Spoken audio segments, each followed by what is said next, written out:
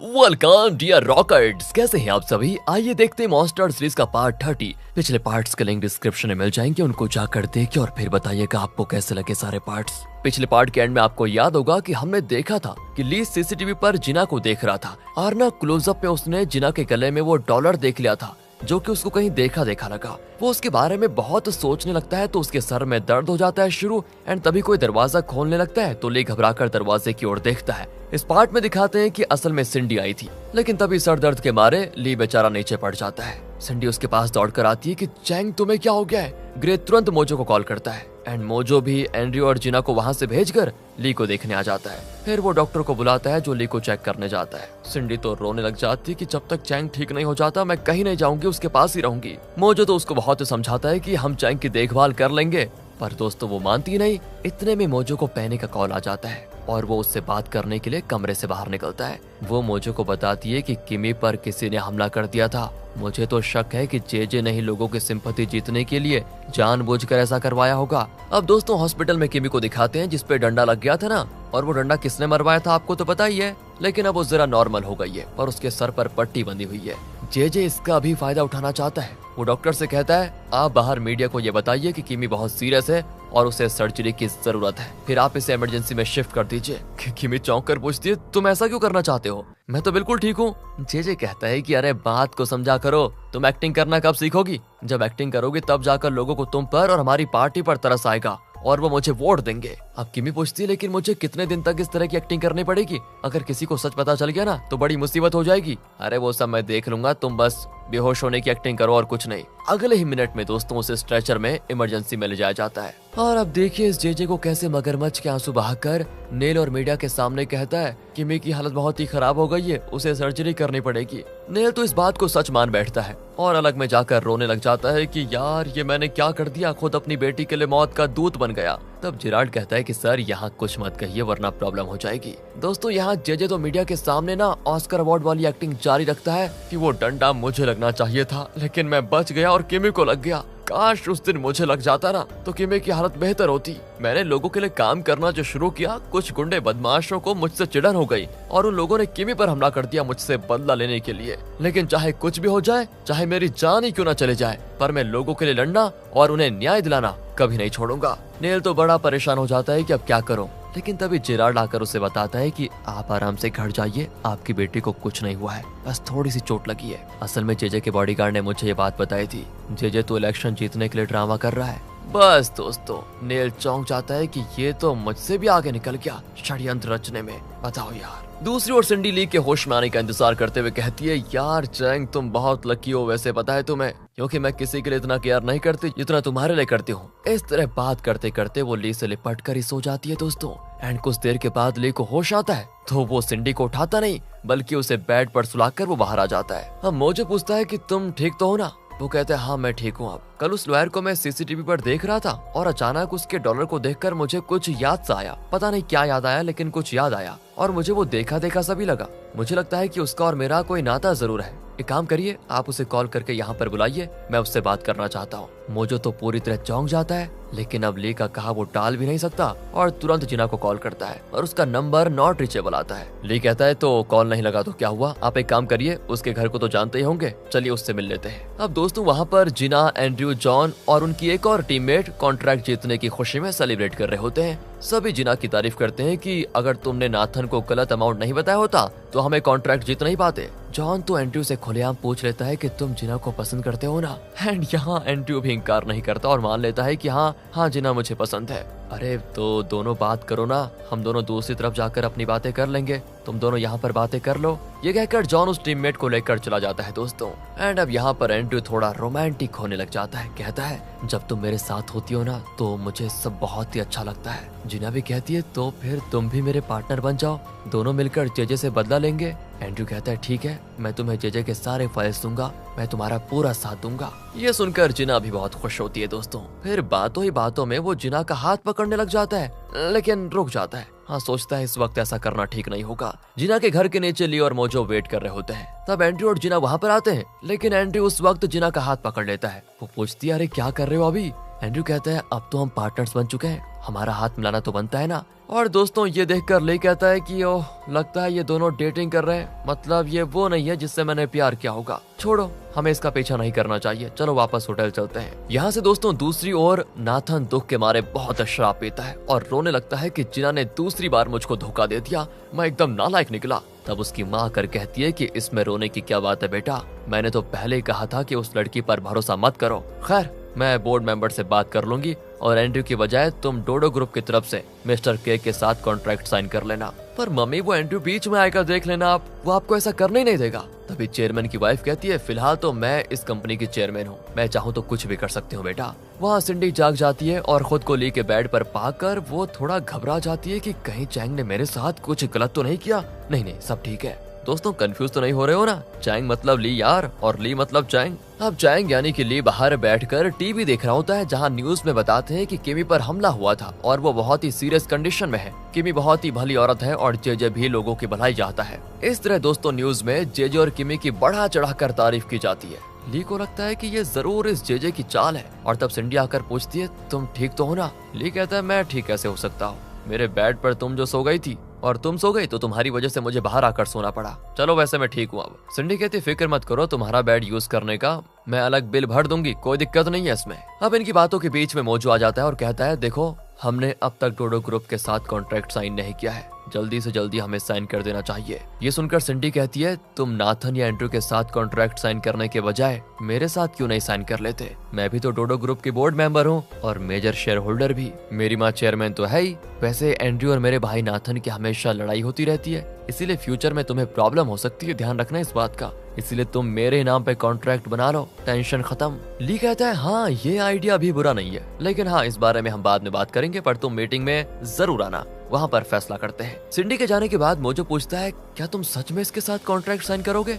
ली कहता है कि हम यहाँ जेजे और नाथन से बदला लेने के लिए आए हैं और इन तीनों के बीच जो लड़ाई होगी उसे देखने में तो बड़ा मजा आएगा। खैर मीटिंग में देखते हैं क्या होता है। अब दिखाते हैं एंड्रयू मीटिंग के लिए तैयार हो रहा होता है। तब उसका असिस्टेंट आकर एक बुरी खबर उसको देता है कि बोर्ड मेंबर्स की मीटिंग हुई थी और वहाँ पर फैसला किया गया है कि ये कॉन्ट्रैक्ट आप नहीं नाथन साइन करेगा। एंड्रयू गुस्से में वहाँ से निकल रहा होता है कि चेयरमैन की वाइफ आ जाती है और कहती है, तुम वहाँ नहीं जाओगे। एंड्रयू चिल्लाता है कि मैंने अपनी मेहनत से उस कॉन्ट्रैक्ट को जीता है और साइन करेगा आपका निकम्मा पागल बेटा। एंड दोस्तों वो भी उसको चिढ़ाते हुए कहती है, मैं मानती हूँ तुमने मेहनत की है, अब जरा आराम कर लो बेटा, नाथन को कॉन्ट्रैक्ट साइन करने दो। और दोस्तों एंड्रयू के अंदर तो आग दौड़ती रहती है, वो नहीं मानता और मीटिंग के लिए निकल जाता है। चेयरमैन की वाइफ तुरंत नाथन को कॉल करके कहती है, एंड्रयू आ रहा है, उसके वहाँ पहुँचने से पहले तुम के साथ कॉन्ट्रैक्ट साइन कर दो। वो भी कहता है कि माँ मैं बस होटल पहुंच गया हूँ, आप फिक्र मत कीजिए। वहाँ मोजो पूछता है कि तुम यहाँ पर क्यों आए हो? नाथन कहता है, क्यों आए हो का क्या मतलब? डोडो ग्रुप मेरी कंपनी है, उसी की तरफ से मैं कॉन्ट्रैक्ट साइन करने के लिए आया हूँ।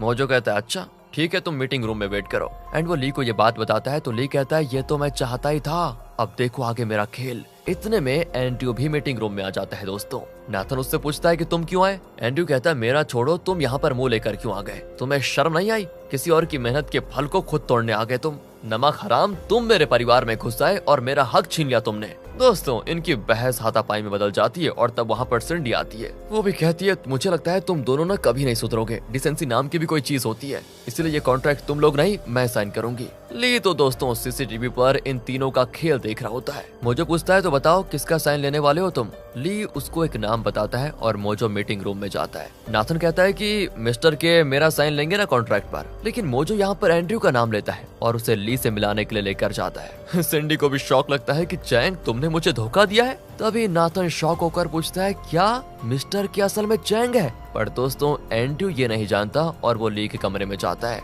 वहाँ पर ली को देखकर उसके भी पैरों तले जमीन खिसक जाती है कि क्या ये जिंदा है और वो भी इतना बड़ा बिजनेसमैन कैसे बन गया? ली पूछता है थोड़ा एटीट्यूड के साथ, क्यों मेरे दोस्त एंड्रयू कैसे हो तुम? कितने दिन हो गए यार तुमसे मिलकर, सच बताऊं तो बहुत याद आ रही थी तुम्हारी। फिर दोस्तों ली उसको बिठाकर ड्रिंक ऑफर करता है और कहता है, हम यहाँ सिर्फ बिजनेस करने आए हैं, इसलिए तुम मेरी पर्सनल बातों में दखल नहीं दोगे, ओके? एंड्रयू कहता है कि तुम भी मेरी पर्सनल बातों में अब दखल मत देना। ये कहकर वो कॉन्ट्रैक्ट को साइन कर लेता है। तब ली पूछता है कि तुम अपनी लीगल एडवाइजर को साथ नहीं लेकर आए क्यों? एंड्रयू भी चौंक कर कहता है कि लीगल एडवाइजर के बारे में तुम क्यों पूछ रहे हो? क्या तुम उसको जानते हो? अब इससे पहले कि वो अपनी बात पूरी करता, ली कहता है कि मैं तुम्हारे पर्सनल मामलों में इंटरफेयर नहीं करूंगा क्योंकि मुझे दूसरों की लव लाइफ के बारे में जानने में कोई इंटरेस्ट नहीं है। अब यहाँ एंड्रयू तो चौंक कर पूछने वाला होता ही है कि ये तुम्हें क्या हो गया, पर इतने में मोजो उसको रोककर बाहर लेकर जाता है। वहाँ एंड्रयू ग्रे से पूछता है कि सच बताओ चैंग को हो क्या गया है, वो ऐसी बहकी बहकी बातें क्यों कर रहा है। ग्रे दोस्तों उसे सब कुछ बता देता है कि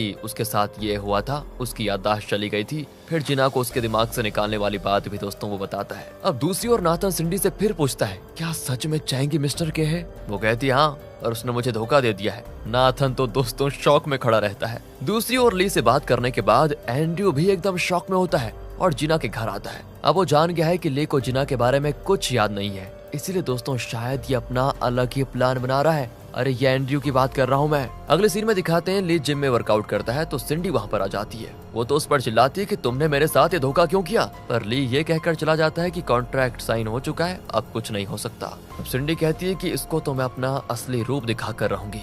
तभी असिस्टेंट पूछता है कि मैडम ऐसा कौन सा खतरनाक रूप दिखाने वाली हैं आप? वो कहती है कि मेरा खूबसूरत रूप दिखाकर उसे सेड्यूस करने वाली हूँ मैं। पर मैडम ये तो उन लोगों में से है ही नहीं जो खूबसूरती देखकर आपके कदमों पर गिर जाएगा। हाँ वो भी मैं देख लूंगी। ये कहकर दोस्तों वो चली जाती है। चलिए जरा स्विमिंग कर लेते हैं, ये सोचकर ली स्विमिंग पूल के पास बैठा होता है। वहाँ सिंडी स्विमिंग ड्रेस में आती है जिसको देखकर बाकी आदमी उसको देखते रह जाते हैं। सिंडी स्विमिंग करने के बजाय ली का ध्यान आकर्षित करने के लिए थोड़ा अजीब डांस करती है, पर अचानक उसका पैर फिसल जाता है और वो गिर पड़ती है। सभी भागे चले आ जाते हैं। ली उसके पास आकर उसके ऊपर कपड़ा ओढ़ता है। वो कहती है मेरे पास मत आओ, मुझे शर्म आ रही है अभी। ली कहता है शर्म तो आनी चाहिए तुम्हें, और ये तो तुम्हें वैसे उस बेहुदा डांस करने से पहले सोचना चाहिए था। कहकर वो सिंडी को उठाकर लेकर जाता है एंड वो भी सोचने लगती है कि कहीं मेरी तेज धड़कन इसको सुनाई तो नहीं दे रही। अगले सीन में वो नेक कॉलर पहनकर ली के पास आती है और कहती है सुनो, एक हफ्ते के अंदर अगर तुमने मुझसे प्यार नहीं किया तो बहुत बुरा होगा, सोच लो। मुझे पता है तुम मुझे इग्नोर करने की एक्टिंग कर रहे हो बस, और कुछ नहीं।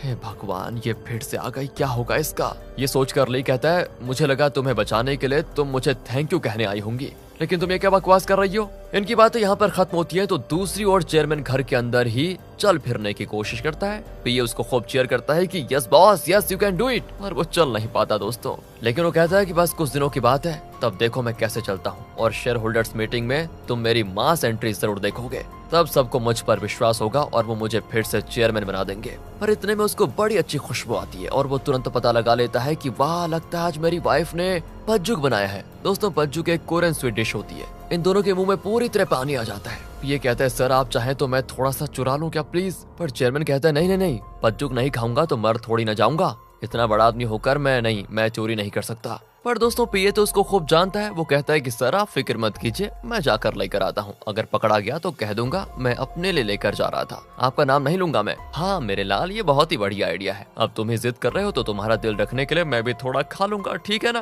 तो इस तरह इनकी मजाक चलती है दोस्तों। तो पीए भी चुपके से किचन में जाकर एक बाउल में पज्जुक लेकर चेयरमैन के कमरे में आ जाता है, पर चेयरमैन की वाइफ देख लेती है और उसका पीछा करती है। इसी बीच पीए चेयरमैन को वो डिश दे देता है और कहता है कि सर बड़ा टेस्टी लग रहा है, आप एंजॉय कीजिए बस। चेयरमैन कहता है कि कितनी अच्छी खुशबू है यार, आहा। तुम एक काम करो वो दरवाजा बंद कर दो और देखते रहो कहीं मेरी वाइफ ना आ जाए। फिर दोस्तों वो एक स्पून से डिश निकाल कर मुंह में रखने वाला होता ही है कि उसकी वाइफ आ जाती है, लेकिन पीए तो जबरदस्ती दरवाजा बंद करने की कोशिश करता है पर वो अंदर आ ही जाती है। इतने में चेयरमैन स्पून में मुंह डाल देता है, पर लगता है पज्जुक बहुत गर्म है। बेचारा उस तरफ मुड़कर मुंह खोलता है और धुआं निकलने लग जाता है, पर उसकी वाइफ उसे पकड़कर अपनी तरफ मोड़ती है। तो वो कहता है तुम यहाँ पर क्यों आ गई? वो पूछते एक बात बताओ यहाँ पर चल क्या रहा है ये?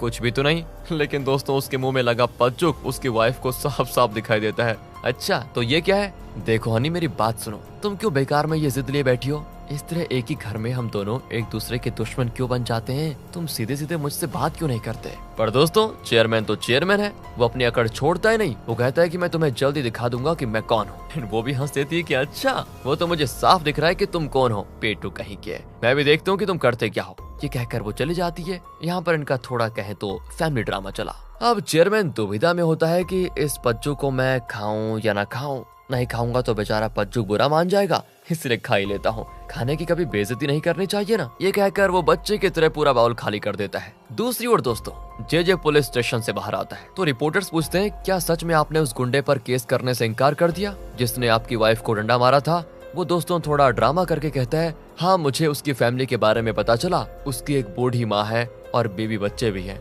अगर सोचो मैंने उस पर केस करके उसको अंदर करवा भी दिया तो उसके परिवार का क्या हो गया सोचिए। तो उस आदमी को मुझ पर कोई गुस्सा था और उसने मुझ पर हमला करने की कोशिश की। उसे जेल भिजवाने की बजाय ये हमारा फर्ज बनता है कि उसे सुधरने का हम एक मौका जरूर दें। और वैसे भी वो पैसों की खातिर गुंडागर्दी क्यों कर रहा था, ये सोचा है कभी? फिलहाल जो सरकार है ना, उसकी वजह से गरीबी बढ़ रही है। अगर मैं चुनाव जीत गया तो गरीबों के उत्थान के लिए मैं जिंदगी भर काम करूंगा। वाह भाई इसकी एक्टिंग। दोस्तों दूर से ली ये सारी चीजें देख रहा होता है और उसे यकीन हो जाता है कि ये सब जेजे का ड्रामा है बस, और कुछ नहीं। ली भी सोच लेता है कि हमें जल्दी इसके ऊपर कांटे लगाने होंगे, मतलब दोस्तों इसको रोकना होगा। दूसरी ओर दोस्तों एंड्रयू और जिना कार में होते हैं। वो जिना को एक जगह ड्रॉप करके कहता है तुम जॉन से मिल लो, मैं बाद में तुमसे मिल लूंगा। जिना वेट कर रही होती है और तभी सड़क के ऊपर ली की कार आती है। वो उतरकर उस तरफ मुड़कर फोन पर बात करता है और पीछे से भी जिना शायद ली को पहचान गई थी दोस्तों। उसे लगता है कि ये तो बिल्कुल ली जैसा है और तब ली मुड़ता है और उसे देखकर जिना एकदम चौंक कर खड़ी रहती है। इतने में ली वहाँ से जाने लग जाता है तो जिना जल्दी से रोड को क्रॉस करने लगती है। गाड़ियां तेजी से आती जाती हैं तो वो घबरा कर रुक जाती है और ली इस तरह मिस हो जाता है। जिना बहुत देर वहां पर ली का इंतजार करती है। उसे कई कॉल्स आते हैं लेकिन वो एक भी कॉल नहीं उठाती और शाम तक वहीं पर खड़ी रहती है कि ली यहीं कहीं होगा, यहाँ वापस जरूर आएगा। बारिश होने लग जाती है लेकिन जिना उस जगह से नहीं हिलती। तब ली वापस अपनी कार में वहां पर आता है एंड वो कंफ्यूज होता है कि ये लड़की बारिश में भीगती हुई किसका इंतजार कर रही है। खैर अपने को क्या, ये सोचकर वो निकलने लगता है कि जिना अचानक सड़क पर बेहोश होकर गिर पड़ती है क्योंकि वो बहुत देर से बारिश में खड़ी थी। ली तुरंत गाड़ी रोकने को कहता है और जाकर जिना को उठाने लगता है। एक पल के लिए जिना आंखें खोलती है और देख लेती है कि ली उसको लेने आया है। अगले पल वो फिर से बेहोश हो जाती है। ली तो जिना के बारे में कुछ नहीं जानता और वो उसको उठाकर चलने लगता है। यहाँ पर होता है दोस्तों पार्ट 30 का दी एंड। जिना को तो पता चल चुका है कि ली जिंदा है, तो अब क्या होगा? क्या जेजे की नई स्ट्रेटेजी काम आएगी? क्या एंड्रयू जिना को ली से छुपा कर रखेगा या नहीं? चलिए देखते हैं इसका मजा अगले पार्ट में। बाकी आगे के पार्ट्स देखने के लिए वीडियो को लाइक और चैनल को सब्सक्राइब शेयर जरूर कीजिएगा। मिलते हैं आपसे बहुत जल्द अगली वीडियो में। ध्यान रखेगा अपना and finally thanks for watching.